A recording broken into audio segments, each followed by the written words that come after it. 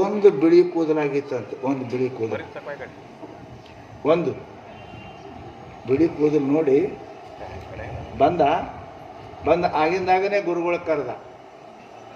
ಏನಂತ? ಸಾಕಿನ ರಾಜ ರಾಮಗ ಪಟ್ಟಾಭಿಷೇಕ ಮಾಡ್ರಿ, ಮುಗೀತು ನನ್ನ ಕಥೆ ಅಂದ. ಅಧಿಕಾರ ಬೇಡ ನಾನು ಇನ್ನು ಪರಮಾತ್ಮನ ಕಡೆ ಹೋಗ್ಬೇಕು, ಭಗವಂತನ ಧ್ಯಾನ ಮಾಡಬೇಕು ಅಂತ ಹೇಳ್ಕೊಂಡು ಒಂದು ಕೂದಲು ಬಿಳಿ ಬಂದರೆ ರಾಜ್ಯ ತ್ಯಾಗ ಮಾಡಿ ಪರಮಾರ್ಥಕ್ಕೆ ಹೋದ. ನಮ್ಮ ಪೂರ ಬೆಳಗಾಗ್ಯಾವ ಖರೆ, ಮತ್ತೆ ಅದಕ್ಕೆ ಕರಿಬಣ್ಣ ಹಚ್ತಾವ. ಮತ್ತೆ ಕರಿಬಣ್ಣ ಹಚ್ಚಿ ಅದೇ ಮಾಡು, ಸಂಸಾರ ಮಾಡಬೇಕ. ಮತ್ತು ನನ್ನ ಸಂಸಾರ, ನಾನು ಹೆಣ್ತಿ, ನಾನು ಗಣತಿ.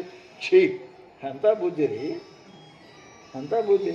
ಪರಮಾತ್ಮ ಯಾಕೆ ಮಣ್ಣು ಹಲ್ಲಿ ಯಾಕೆ ಹೋಗ್ತಾವ, ಕೂದಲು ಬಿಳಿ ಯಾಕೆ ಹಾಕವ ಅಂದ್ರೆ ಹಾಕಿನ್ನ ಹಾಕಿ ಇನ್ನು ಸ್ವಲ್ಪ ಶಿವ ಅನ್ನಕ್ಕೆ ಕಲಿ, ಇದೆರಡು ಜಪ ಮಾಡಕ್ಕೆ ಕಲಿ, ಇದೆರಡು ದಾನ ಮಾಡಕ್ಕೆ ಕಲಿ ಅಂತಾನೆ ಕೂದಲು ಭಾಳ ಮಾಡ್ಯಾನ.